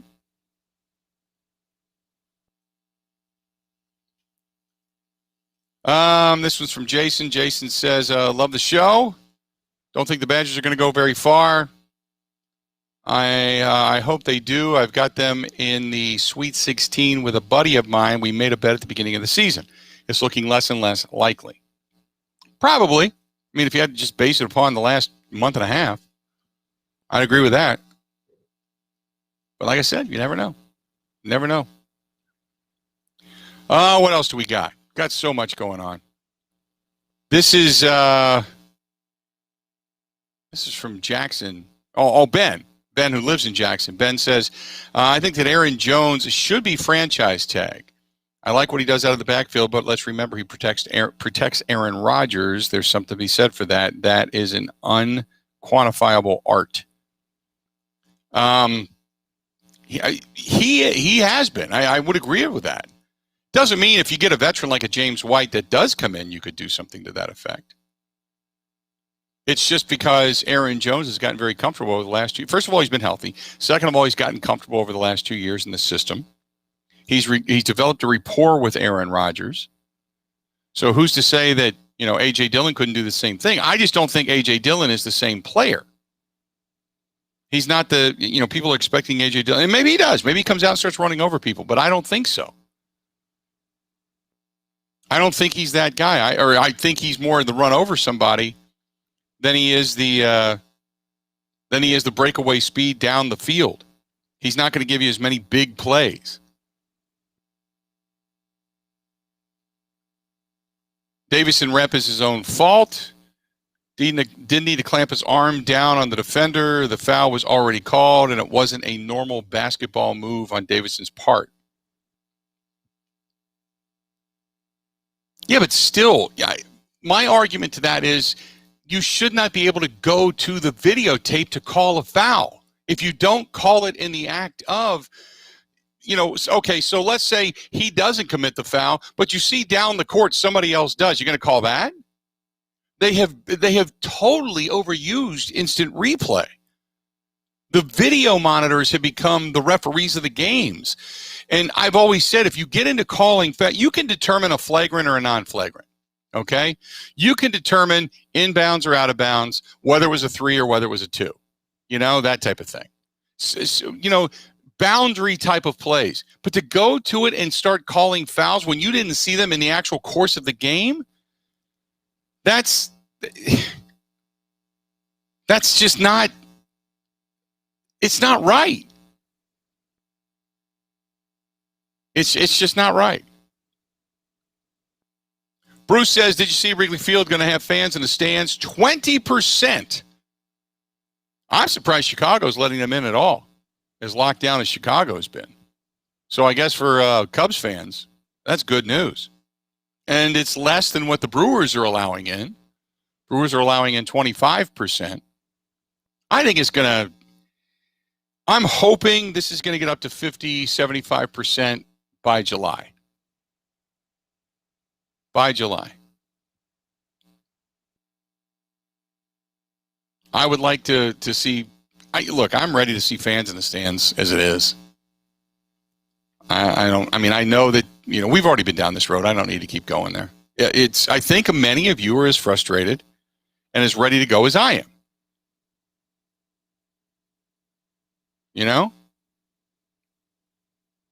I think that's where majority of people are, unless, of course, you have health issues. And if you do, then that's unbelievably understandable. I would never argue that point with you. You do what you got to do. Stay healthy. Tim says, did you see that J.J. Watt tweeted out about the Pewaukee Pirates? They won state. Yes, congratulations to them and all the teams that won state. Absolutely. Kudos. That's awesome. I saw that he put out, I think it was the final seconds of the game. I think he was watching it on his computer. But, yeah, congratulations to everybody. They had a couple of kids on that team, too, that were monsters. I was at about a year and a half ago. I was at Pewaukee High School, and they had like Open Gym. They had a kind of a tournament going on with a bunch of different teams that were there, and some of the high schoolers were there. They had a couple of kids. They had some big boys, man. They had some big boys on that team. So you kind of thought to yourself, if these guys got any athleticism at all, this is going to be a team to deal with, and damned if they weren't. So kudos to Pewaukee. Bruce says, who do you think Giannis can bring to Milwaukee to win a championship? I don't think he brings anyone here this year. He's not bringing anybody here this year. Not this season. Now, in the coming years, boy, that's a great question. Now, are you talking about bringing here in a free agent move or in a trade? Because if you're talking about a trade, then it's maybe who he would want, but I don't think there's somebody that's coming up this year that he could bring. That's a great question. Who are you going to target? Because if he's going to team up with a superstar, who's going to be a target come this offseason? You know, who's going to be a target?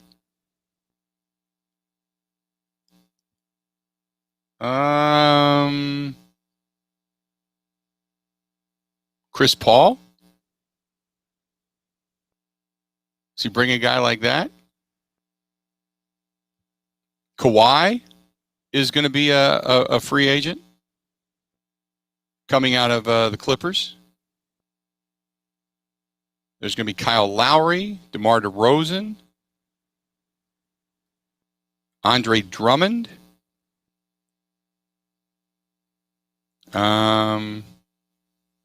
I think they're going to do a deal with Drew Holiday. Oladipo? They bring in Victor Oladipo? What else there's only going to be so many guys that are going to be, you need shooters too. I mean, that's the other thing. So I'm just kind of looking at the upcoming list. You know, if you brought a guy like Kawhi in, that's big time. But Kawhi's making 34.3 right now. So you're going to have to say, you know, be damned. Be damned. Just go ahead and throw the salary cap out the window, pay for the money, and pay for the championship, and do a deal with Kawhi. Do a deal with Kawhi. If Chris Paul, but he's more of a point guard too. I mean, I don't know. Kyle Lowry out of Toronto. DeMar DeRozan, I like that. See, Mark says, what about Andre Drummond? And I mentioned that, but Andre Drummond, you don't need another big man. You need shooters. You know, Drew Holiday's going to get his money. I believe they're going to keep him. I mean, he's proven himself. After that, you get down to the J.J. Redicks of the world. You know, Trevor Ariza out of Oklahoma City, Patrick Mills. Then you get into Tony Snell. We've been there, done that. Josh Richardson, Norman Powell out of Toronto, Serge Ibaka. You're not going to bring him in. No, you don't need centers. You need Derek. No, you're not going to bring in Serge Ibaka. You just don't grab a name to grab a name. Mike thinks, what do you think of Derrick Rose? Is there anything left in the tank? I don't want Derrick Rose here. I don't want him. I don't even want him here to come and watch a game. So, I mean, that's some of the names that can be out there. Blake Griffin's now going to be, he just ended up, who did he sign with? He signed with Brooklyn. He's with Brooklyn. Steph Curry, in time, but they're never going to let Steph Curry out of Golden State. That's never going to happen. Never going to happen. Oladipo could be possibly a guy. Let's see here. 877-867-1670, 877-867-1670. I had to see who was even going to be available. Now, in trades, well, you know what? That becomes something of John Horst. And John Horst is going to forever be known as the guy that put a lot of talent around Giannis and kept Giannis. And then right now, this team is kind of locked in contracts to where they don't have a lot of movement. They don't have the ability to make moves. So you're going to either have to get somebody in free agency and overpay and pay for them and go over the luxury tax by a lot, or you're going to have to wait another year. That's where you're at right now. You don't have a lot of moves left. More of the Bill Michaels Show is next. Covering Wisconsin sports like a blanket. This is the Bill Michaels Show on the Wisconsin Sports Zone Radio Network.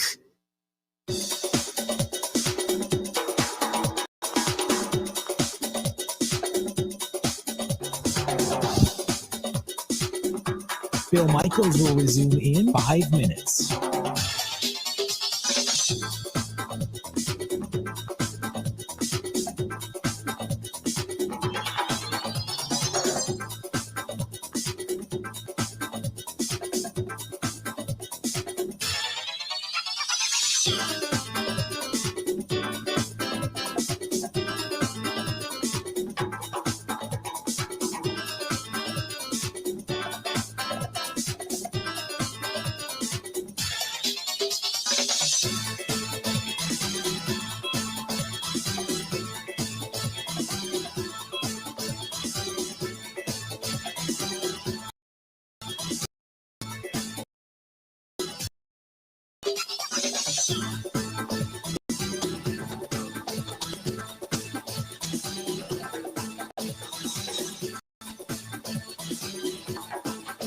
Bill Michaels will resume in 4 minutes.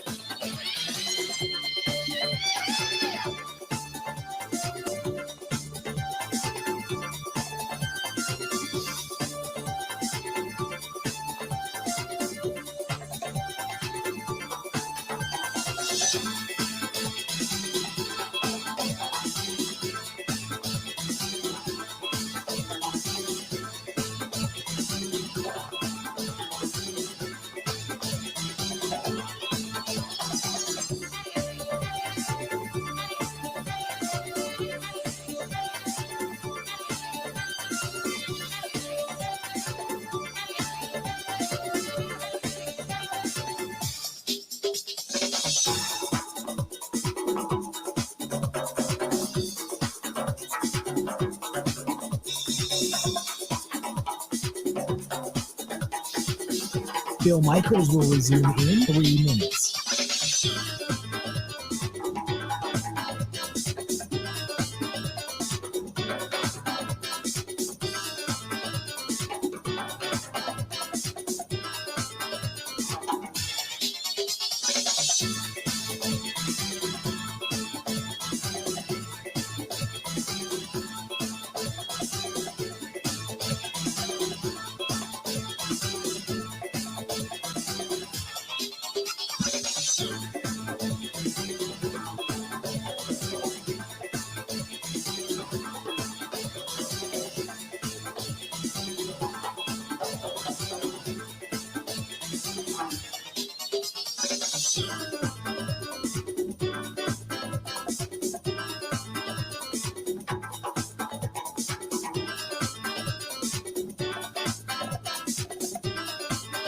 Bill Michaels will resume in 2 minutes.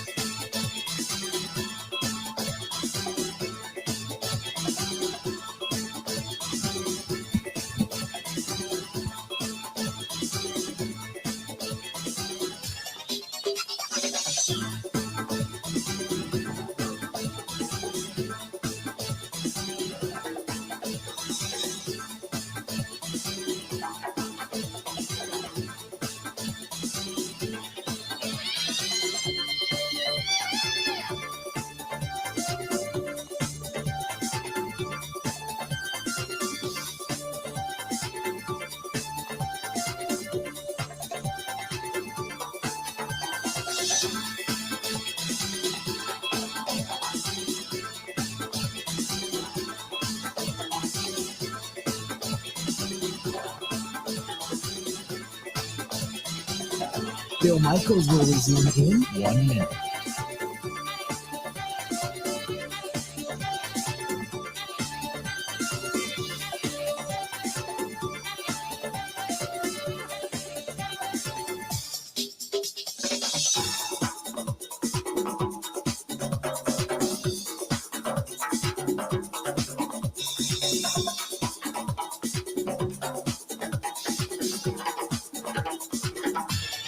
Bill Michaels will resume in 30 seconds.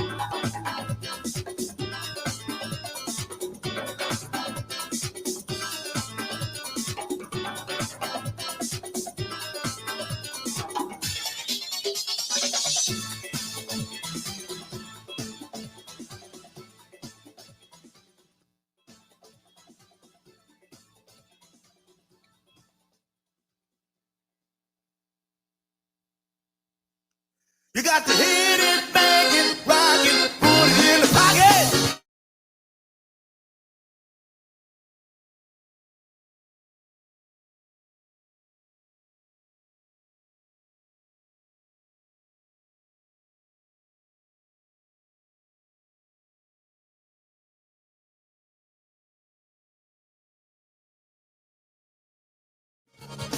We're back. Glad to have you. The Bill Michaels Show continues. Matt LaFleur said the only thing you can definitely learn, he said, I know my communication with Aaron Rodgers should have been better in that situation. The 4th and goal from the 8, maybe on 3rd down, we do something a little bit different. His mindset was we have 4 downs there. Matt LaFleur backtracking a little bit. He said maybe on 3rd down we could have done something a little bit different. Matt LaFleur telling this to Peter King. I guess if I'm Aaron Rodgers, I'm thinking to myself, well, you know what? Okay. I get it. He's looking back. He probably has already said this behind closed doors. But he's saying, okay, I get it. He's learning from his mistake. He should have given us the ability, to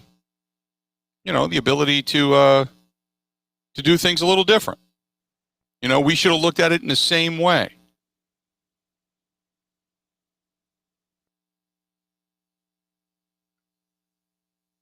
But do you think that means a lot to Aaron Rodgers in the sense of, oh, well, now we'll go ahead and do it if we ever come back to this?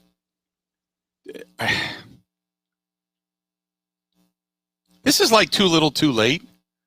Yeah, you can learn from it, but what does it tell you?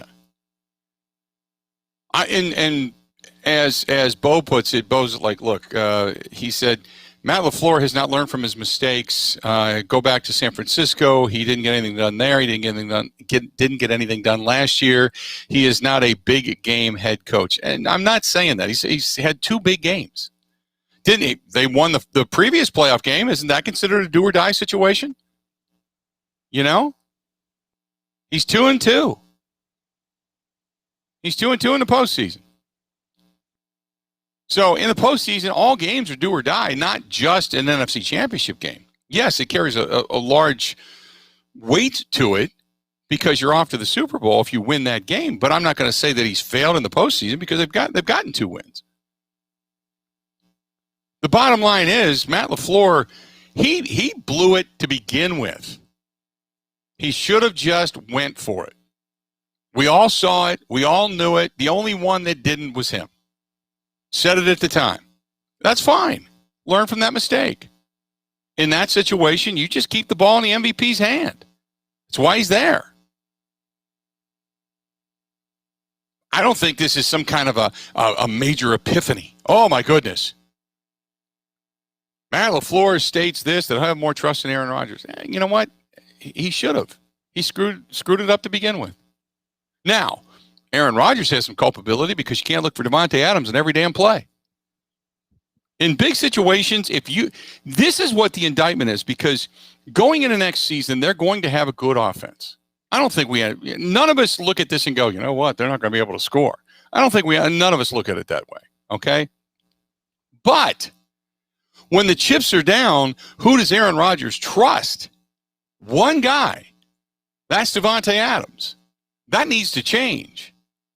So if you don't have guys on your squad that he can trust, that's on Gutekunst. That's on Matt LaFleur. You need more than one guy. This is where we keep talking about you need another wide receiver. And people say, oh, they don't. They're scoring points. You're right. They're scoring points. But when the chips are down and this team has tried to come from behind to win a game, it is the Davante Adams show. That's what it is. And some of that responsibility needs to fall on the shoulders of Aaron Rodgers. But you also need to find another cat in that lineup, or put another cat in that lineup that he's going to be able to trust and work with. That's going to be the counter to Davante. Because if Davante's covered, you need to figure something else out. Allen Lazard was running across the middle, I think it was third down. He was wide open. He had guys behind him with his back to them, looking at Aaron Rodgers going, right here, right here. And Rodgers waited to try to force the ball in to Davante Adams in between two guys.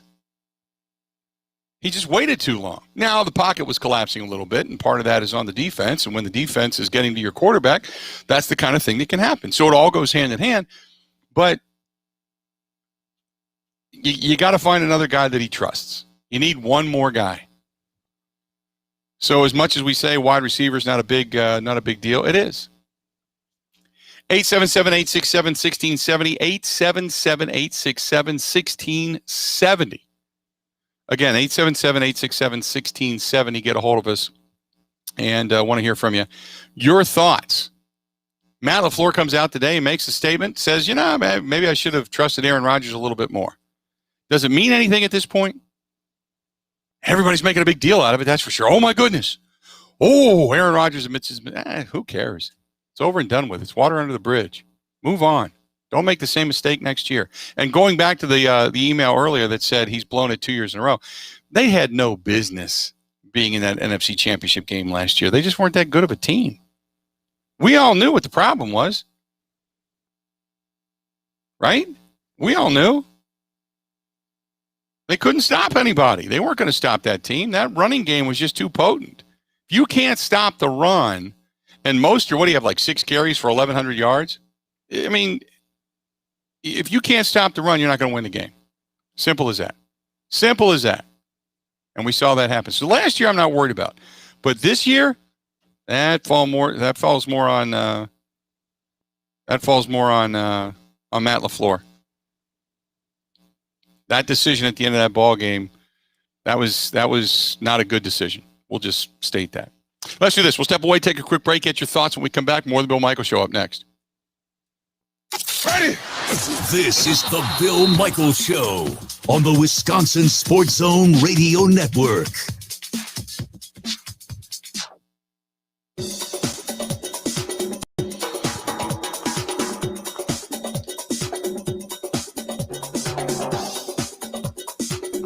Bill Michaels will resume in 3 minutes.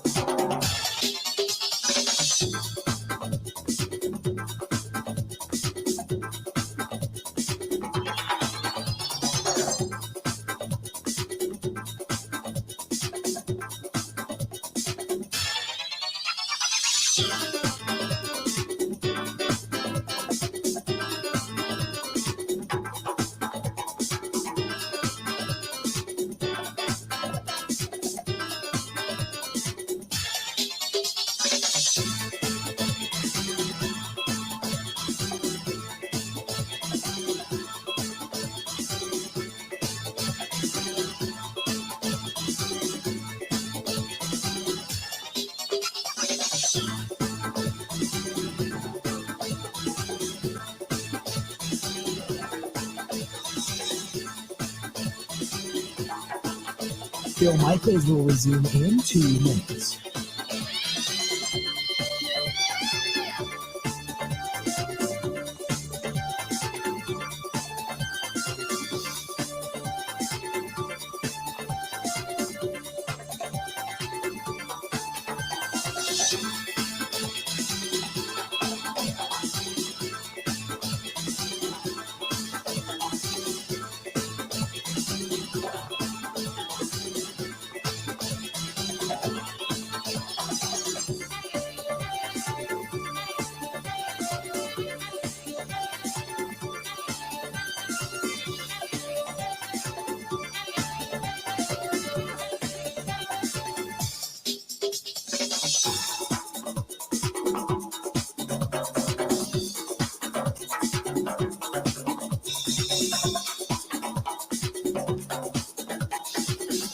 Bill Michaels will resume in 1 minute.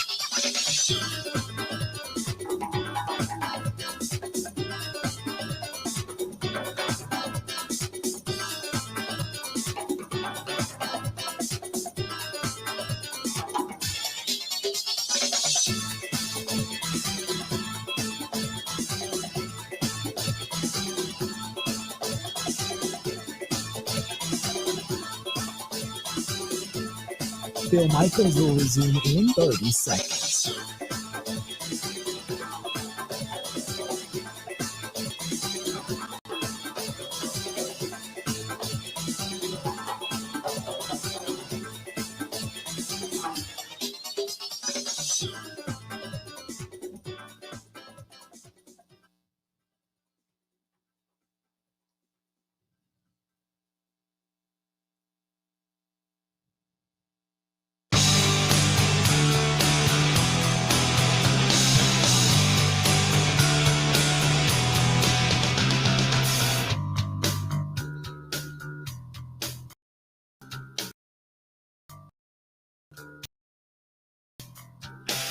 Looking around house, hidden behind the window and the door, searching for some.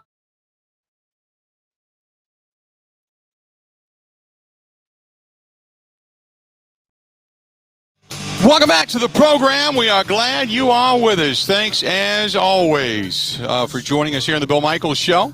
If you want to get a hold of the program, 877-867-1670, 877-867-1670. Plenty of ways to follow the program. Twitter, @Bill_Michaels. That's @Bill_Michaels. Find us over on the Facebook fan page. Simply, it's facebook.com/The Bill Michaels Show, facebook.com/The Bill Michaels Show. And then on top of it, you can do YouTube and Twitch and simply say Bill Michaels on either one. You'll be able to find it. Good stuff there. Good stuff. What else do we have here for you? This is from Todd. Todd says, tired of the mask as well. Can't wait for our lives to come back. 50% capacity in Miller Park will happen in June. Mark my words. Todd, I hope you're right. He goes on to say, I would franchise tag Aaron Jones. He's too big of a weapon and too big of a protector of Aaron Rodgers to lose for that amount of money. It's a bargain. They just need to figure the rest of it out. When do they restructure Aaron Rodgers' deal? Boy,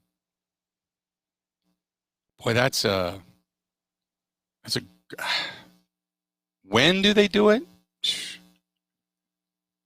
I think you got to do it sooner rather than later, right? Free agency starts in, what, a week? You know? At some point, you're still above the salary cap. Now, you know that you got June 1st cuts that are coming up, but you're still above the salary cap.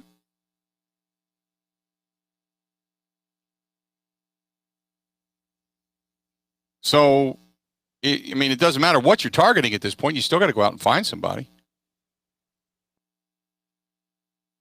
You still got to go out and let somebody go, I should say.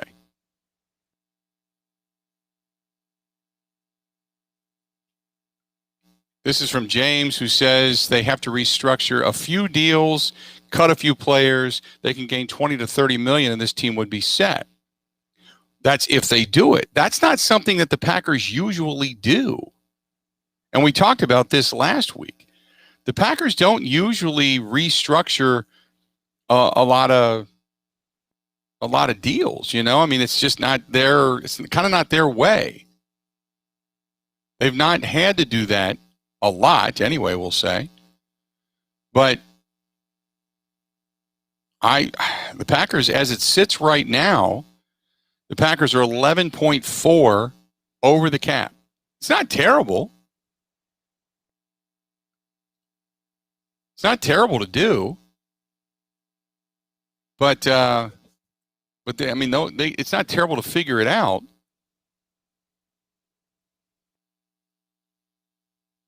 They can get it done. I still think you just have to do I think it begins with Aaron Rodgers' deal.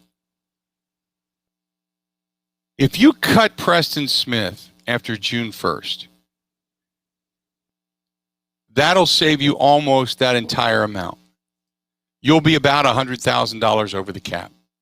That's if you cut Preston Smith. If you cut Dean Lowry after June 1st, that'll put you $4 million over the cap, or under the cap, I should say, excuse me. And that's if you decide that you want to go out and cut Devin Funchess, which they haven't done. I mean, Devin Funchess is not going to save you a lot. A couple $1 million.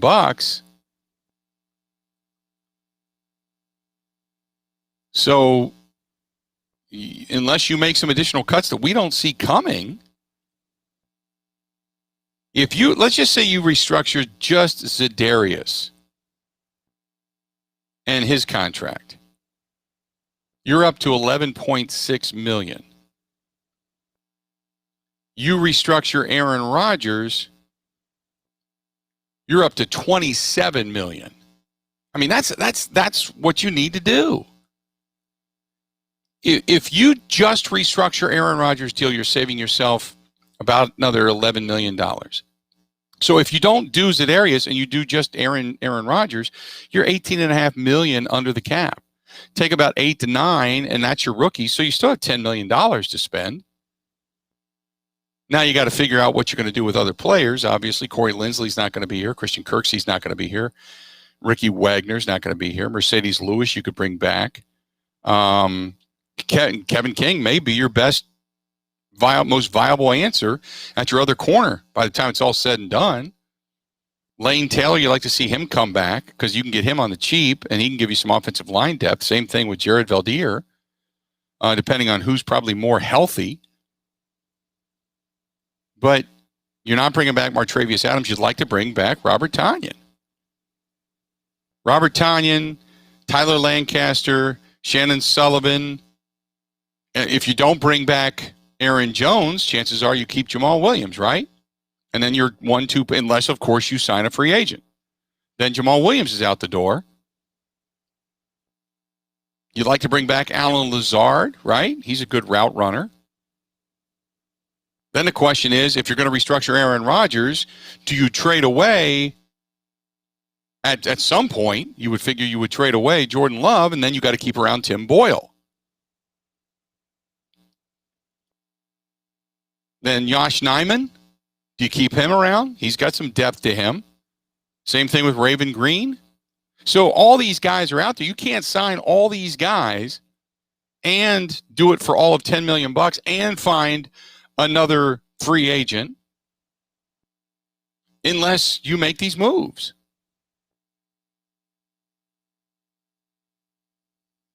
Unless you either restructure or extend the contract. Now, you can do that with Devontae Adams. You could do it certainly with Jair Alexander. But if you don't do Aaron Rodgers' deal, you're sitting with about $4 million, and that's still not enough. That's if you cut Preston Smith and Dean Lowry. So, anyway, that's kind of where things are at. The Packers are just up against the wall, and everybody wants to bring in all these different players. I just don't see how they're going to do it. And we've talked about this for a long time. 877-867-1670. Again, 877-867-1670. 877-867-1670 if you want to chime in. We'll get more into this coming up in the next hour. Talk a little Bucks basketball as well. I got a couple of emails back regarding the NBA All-Star Game. A lot of Brewers chatter over the weekend. And the good news is Corbin Burns threw a couple of good innings, and I'm excited about that. But Woodruff, after having that back stiffness, looks as of right now as if he's going to be on the hill today against the Angels. I'm excited about that. I get off the air today. I'm heading up to Road America, Elkhart Lake, Wisconsin. Going up there to I got a meeting up there a little bit later on today. But I'm excited because I get to listen to the game. Brewers taking on the Angels today. It looks like Woodruff's going to be the man. By the way, the Brewers, 4-3 on the spring training season, but they have yet to win a game at American Family Fields of Phoenix. I don't know what it means, if anything, but I thought I'd throw it out there. It's just one of those weird statistics that pops up in the offseason, in the spring training year. As it's young, it is what it is. Rich says no Facebook feed. We'll look into that during the break. Got a lot coming up. A lot more coming up. We're only halfway through the program today. Halfway through the show, and a lot yet to go. Barb wants to know, what did I think of Delaney's? Barb, I'll give you the review coming up. Was out at Delaney's in Madison over the weekend. Had a terrific meal. There's a little, that's what they call in a business, foreshadowing there, Barb. Good stuff. Got a lot more of the Bill Michaels Show. It's coming up next.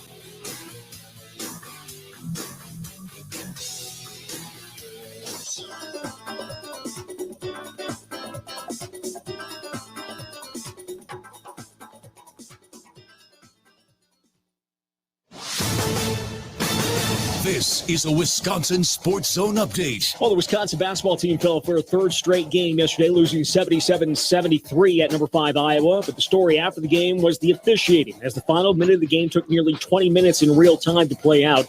There were multiple stoppages for replay reviews, including on a controversial hook and hold flagrant foul called on Brad Davison.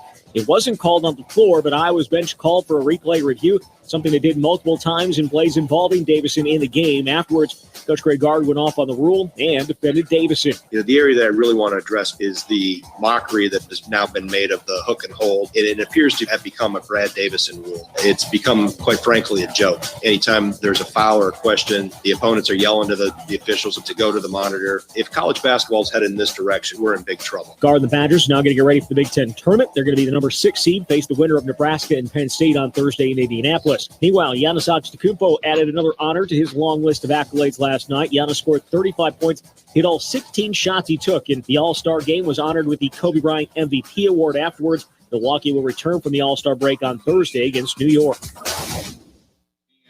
Hey, honey, how was your day? Well, I brought home a delicious dinner and possibly $10K. That's $10,000. That's a good day. It's Quick Trip's take-home meal sweepstakes. Try our chicken, bacon, mac and cheese, spicy chicken penny, spaghetti, and more. Buy with your rewards card, and you could win $10,000. No purchase necessary. See stores for details. Dinner, fresh from our kitchen, to heat and eat in yours. But let's be honest, they had me at $10K. The take-home meal sweepstakes from Quick Trip. We got dinner covered. Well, Brandon Woodruff will make his spring training debut on the mound this afternoon as the Brewers take on the Angels. First pitch is set for 2:10. And tomorrow is the deadline for NFL teams to tag franchise players. There remains a chance the Packers could tag running back Aaron Jones. With this Wisconsin Sports Zone Network update, I'm Zach Heil.